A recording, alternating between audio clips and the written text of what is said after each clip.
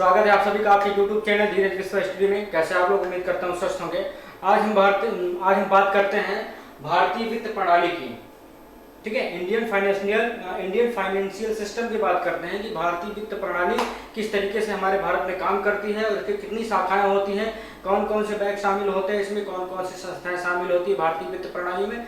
तो इसका मतलब हम देखते हैं, भारतीय का मतलब होता है इंडियन, मतलब भारत में, वित्तीय मतलब जो फाइनेंस होता है, सिस्टम माने प्रणाली, मतलब भारतीय वित्त को कंट्रोल करने वाली, भारतीय वित्त को चलाने वाली जो संस्थाएं होती है उसको कहते हैं, उसके जो सिस्टम होता है, जो प्रणाली होती है उसको कहा जाता है भारतीय वित्त प्रणाली। तो देखते हैं इसमें दो इसके ब्रांचेस, जैसे भारतीय मुद्रा बाजार और भारतीय पूंजी बाजार। भारतीय वित्त प्रणाली को दो भागों में बांटा गया है, भारतीय मुद्रा बाजार और भारतीय पूंजी बाजार। यहाँ पे देख सकते हैं मुद्रा बाजार और पूंजी बाजार। मुद्रा बाजार मॉनेटरी है एंड पूंजी का मतलब कैपिटल से संबंधित है, पूंजी से संबंधित है। अब इसकी बात हम जो बाद में करेंगे। पहले देखते हैं भारतीय मुद्रा बाजार क्या है। भारतीय मुद्रा बाजार को दो भागों में बांटा गया है, संगठित क्षेत्र और असंगठित क्षेत्र। संगठित क्षेत्र वो होता है जो ऑर्गेनाइज्ड होता है, जो संगठित रूप से काम करता है, सिस्टम में काम करता है, उसको कहते हैं संगठित क्षेत्र। जो सिस्टम में उनका कोई नियम कानून नहीं होता है, जो किसी नियम के दायरे में नहीं चलते हैं, उनको कहते हैं असंगठित क्षेत्र। ठीक है, संगठित क्षेत्र के अंतर्गत आरबीआई आता है, जिसको कहते हैं भारतीय रिजर्व बैंक ऑफ इंडिया जिसको कहते हैं, वो हमारे देश का केंद्रीय बैंक होता है। ठीक है, अब आरबीआई की बात करते हैं। सबसे पहले आरबीआई जो होता है, भारतीय रिजर्व बैंक जो है, वो भारत का सबसे बड़ा बैंक है। वो जो है भारत सरकार का बैंकर के रूप में काम करता है, जो पूरे वित्त को जो कंट्रोल करता है, जो साख के लिए नियम बनाता है, और जो मतलब नोटों को निर्मित करने की जो क्षमता होती है, पावर होती है, वो भारतीय रिजर्व बैंक के पास होती है। और भारतीय रिजर्व बैंक की स्थापना का भी इसके बारे में बता रहे हैं। भारतीय रिजर्व बैंक की स्थापना आरबीआई अधिनियम 1934 के अधीन, आरबीआई अधिनियम 1934 के अधीन 1 अप्रैल 1935 को 5 करोड़ रुपए की धनराशि से इसको शुरू किया गया था। मतलब रिजर्व बैंक को कितनी धनराशि शुरू किया था? 5 करोड़ रुपए की धनराशि से रिजर्व बैंक को शुरू किया गया था। 1 अप्रैल 1935 को इसकी स्थापना की गई थी। इसका ये किस अधिनियम के तहत हुई? आरबीआई अधिनियम 1934 के अधीन इसकी स्थापना की गई थी। ठीक है, अब हम बात करते हैं कि इसका राष्ट्रीयकरण कब हुआ। तो आरबीआई का राष्ट्रीयकरण हुआ 1 जनवरी 1949 को। 1 जनवरी 1949 को इसका राष्ट्रीयकरण कर दिया गया, मतलब नेशनलाइज कर दिया गया कि भारत सरकार के अंडर में काम करेगा, मतलब भारत सरकार इसको अधिकृत करती है, राष्ट्रीयकृत करती है। ठीक है, तो इतना हो गया। अब हम बात करते हैं कि आरबीआई के गवर्नर के बारे में। आरबीआई के गवर्नर, जब इनकी स्थापना हुई आरबीआई की, तो उस समय गवर्नर थे ओसबोर्न स्मिथ।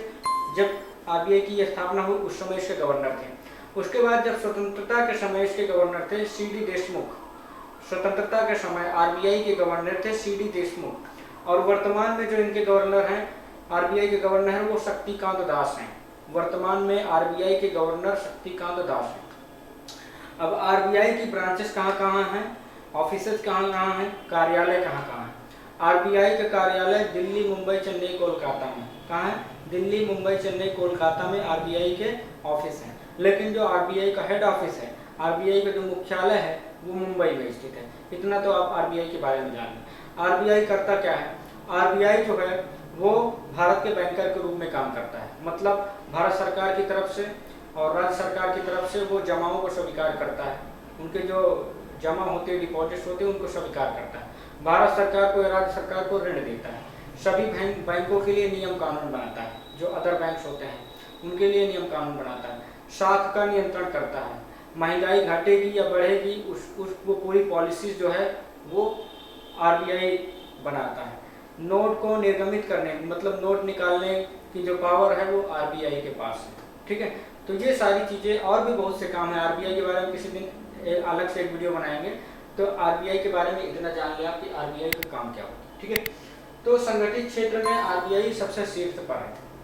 उसके बाद आते हैं, अब आरबीआई में कौन कौन से, आरबीआई जो है किन किन बैंकों को मान्यता देता है, कौन कौन से बैंक हैं जो आरबीआई के अंडर में काम करते हैं। ठीक है, तो आरबीआई के अंडर में काम करने वाले बैंक हैं निजी बैंक, जिसको प्राइवेट बैंक कहते हैं। प्राइवेट बैंक वो होते हैं जो किसी निजी व्यक्तित्व के स्वामित्व में काम करते हैं। जैसे मैं हूँ और मेरे पास बहुत सारी पूंजी है, तो मैं जो है पैसे लगाकर एक बैंक की स्थापना कर लूँ और उससे जो है अपना कार्य करूँ, तो वो होता है निजी बैंक। निजी बैंक में जो स्वामित्व होता है बैंक का वो निजी व्यक्ति के हाथ में होता है, वो आरबीआई के हाथ में या सरकार के हाथ में नहीं होता है। निजी बैंक जैसे एचडीएफसी बैंक, ठीक है, एक्सिस बैंक और इसी तरीके के आईसीआई बैंक, ये सब निजी बैंक हैं। तो इनका जो स्वामित्व होता है वो किसी व्यक्ति विशेष के हाथ में होता है। अब दूसरा जो सार्वजनिक बैंक, सार्वजनिक बैंक का मतलब होता है वो बैंक जिसका स्वामित्व जो है सरकार के हाथ में होता है। जैसे 19 राष्ट्रीय सार्वजनिक बैंक हैं, मतलब सरकारी बैंक, सार्वजनिक बैंक मतलब सरकारी बैंक जिनका स्वामित्व सरकार के हाथ में होता है। जैसे state bank, Baroda bank, syndicate bank और इलाहाबाद बैंक, इस तरीके के जितने भी बैंक हैं वो सार्वजनिक बैंक कहलाते हैं। फिर तीसरा है विदेशी बैंक। विदेशी बैंक उसको कहते हैं जिसका स्वामित्व जो है किसी दूसरे देश के हाथ में होता है। मतलब विदेशी बैंक का जो स्वामित्व होता है वो किसी दूसरे देश के अंडर में होता है और वो जो है भारत जो है उसको जो है अपने देश में शाखाएं खोलने की अनुमति देता है। और इसकी जो इसके शेयर्स होते हैं विदेशी बैंक के 51% शेयर्स जो है वो विदेश जहाँ का ये बैंक है, जैसे अमेरिका का बैंक भारत में काम कर रहा है तो वो विदेशी बैंक कहलाएगा। तो अमेरिका के पास इस बैंक का 51% शेयर होगा, 49% शेयर जो होगा वो भारत के पास होगा। तो ये होता है विदेशी बैंक। अब हम बात करते हैं, ये तो आरबीआई के अंडर में आने वाले बैंक हैं। अब जो दूसरा संगठित क्षेत्र का बैंक है वो है वाणिज्य बैंक। वाणिज्य बैंक को कमर्शियल बैंक कहा जाता है। वाणिज्य बैंक का काम ये होता है कि ये जो है उधार देते हैं और लोगों की जमाएं स्वीकार करते हैं, लोगों को ऋण देते हैं ताकि वो अपना कार्य कर सकें और उसी से ये लाभ कमाते हैं। तो ये वाणिज्य बैंक का काम होता है, ठीक है। सहकारी बैंक वो होता है जो सहकारिता के सिद्धांत पर काम करता है। विश्व में बहुत से सहकारी बैंक हैं। सहकारी बैंक का मेन उद्देश्य होता है कि ग्रामीण क्षेत्रों में और कृषि क्षेत्र को कम ब्याज पर आसानी से ऋण उपलब्ध कराना होता है। तो ये सहकारी बैंक का मेन काम होता है। मतलब ये रूरल एरियाज में और कृषि क्षेत्र के लिए सरलतम जो है ऋण उपलब्ध करा सके, जिससे किसान और जो छोटे मोटे कारोबारी हैं वो अपना कारोबार स्टार्ट कर सके। तो इसको कहते हैं सहकारी बैंक, ठीक है। तो ये हो गया संगठित क्षेत्र का बैंक। अब हम बात करते हैं असंगठित क्षेत्र क्या है। असंगठित क्षेत्र उसको कहते हैं जो बिना किसी नियम कानून के चलते हैं, उनका कोई ऑर्गेनाइजेशन नहीं होता है, वो होते हैं असंगठित क्षेत्र। जैसे देसी बैंकर, देसी बैंकर में उनको शामिल करते हैं जैसे सेठ साहूकार, जो जैसे लोग मेरे पास बहुत सारा पैसा है, मैं लोगों को ब्याज पे पैसा दूं, इनका जो ब्याज होता है वो बहुत खतरनाक होता है, इसको हर कोई भर नहीं पाता, ब्याज ही भरते भरते वो मर जाता है, लेकिन उसका जो है ब्याज कभी खत्म नहीं होगा ना मूल दे पाएगा। तो ये जो देसी बैंकर होते हैं ये सबसे ज्यादा शोषण करते हैं ऋण लेने वालों का, ठीक है। तो मैं आपसे यही कहूँगा कि कोशिश करें कि इनके पास जाने से बचें, क्योंकि इनका जो दर होती है ब्याज दर वो बहुत खतरनाक होती है। कहने का मतलब 1 महीने का इनका 15 से 20% ब्याज होता है और आप ब्याज भरते भरते मर जाएंगे, लेकिन इनका जो मूलधन है वो नहीं दे पाएंगे। तो ये देसी बैंकर ये असंगठित क्षेत्र के बैंकर होते हैं, ठीक है। अब दूसरा हम देखते हैं भारतीय मुद्रा बाजार तो हो गया। अब देखते हैं भारतीय पूंजी बाजार। पूंजी बाजार का मतलब होता है बहुत सारी कैपिटल जो कि उद्योग धंधों में लगाने के लिए दी जाती है। तो पूंजी बाजार वो होता है। अब हम बात करते हैं पूंजी बाजार में कौन कौन से संस्थाएं हैं जो शामिल होती हैं। तो पूंजी बाजार में औद्योगिक प्रतिभूति बाजार को शामिल किया जाता है। औद्योगिक प्रतिभूति बाजार का मतलब होता है, यहाँ पे लिखा है इंडस्ट्रियल सिक्योरिटीज मार्केट, ठीक है। इंडस्ट्रियल सिक्योरिटीज मार्केट, इसी से आप समझ सकते हैं उद्योग धंधों के प्रतिभूति, जैसे कि कंपनियों का जो शेयर और डिवेंचर्स बेचना खरीदना इसी में होता है। कंपनियां अपना शेयर बेचती हैं, ऋण पत्र बेचती हैं ताकि वो पूंजी जुटा सकें और अपने इंडस्ट्री को, अपने कंपनी को ज़्यादा से ज़्यादा बढ़ा सकें। उसके लिए ये औद्योगिक प्रतिभूति बाजार होते हैं। इसी बाजार में कंपनियां अपने ऋण पत्रों को, शेयर्स को बेचती हैं और लोग खरीद लेते हैं। उस शेयर खरीदने के एवज में उनको जो है कुछ ब्याज वगैरह लाभांश मिलता रहता है। तो ये काम होता है औद्योगिक प्रतिभूति बाजार में, जहाँ पर ऋण पत्र और अंश जो है, सिक्योरिटीज जो है वो बेची और खरीदी जाती हैं। विकास वित्त संस्थाएं वो होती हैं जो विकास के लिए वित्त उपलब्ध कराती हैं। विकास के लिए वित्त उपलब्ध कराने का मतलब ये लंबी, जितने भी पूंजी बाजार में हम बात करेंगे ना, ये बहुत लंबी अवधि तक के लिए इसमें पैसे का लेन देन होता है, ठीक है। जितने भी बैंकर हैं सब लाभ के लिए काम करते हैं।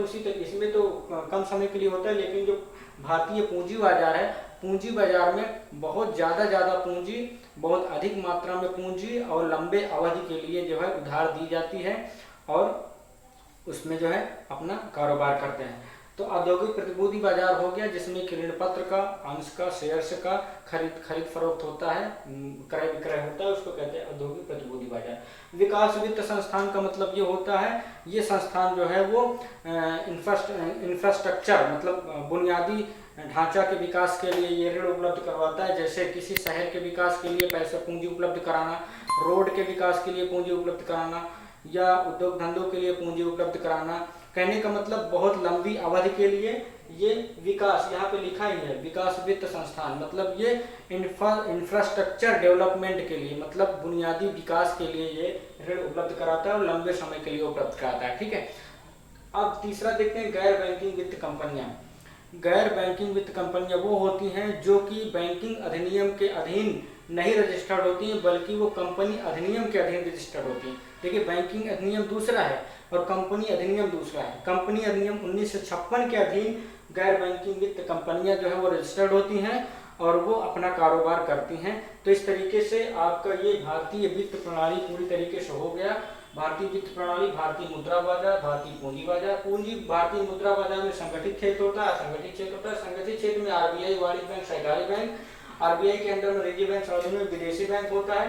असंगठित क्षेत्र में देशी बैंकर, साहूकार होते हैं, शेयर साहूकार होते हैं, महाजन होते हैं। भारतीय पूंजी बाजार, इसमें लंबी अवधि के लिए ऋण दिया जाता है और इनका लंबा इन्वेस्टमेंट होता है। इनमें औद्योगिक प्रतिभूति बाजार, जिसमें मैंने बताया कि शेयर और डिवेंचर्स ऋण पत्र जो है इनकी क्रय विक्रय होती है। विकास वित्त संस्थान मतलब ये बुनियादी विकास के लिए लंबे अवधि के लिए पैसे देते हैं, उधार देते हैं। और गैर बैंकिंग वित्त कंपनियां वो होती हैं जो कि अपनी इसी तरीके का लोन देती हैं, लॉन्ग टर्म लंबे समय के लिए लोन देती हैं, लेकिन वो बैंकिंग अधिनियम के अधीन नहीं रजिस्टर्ड होती, वो कंपनी अधिनियम 1956 के अधीन रजिस्टर्ड होती हैं।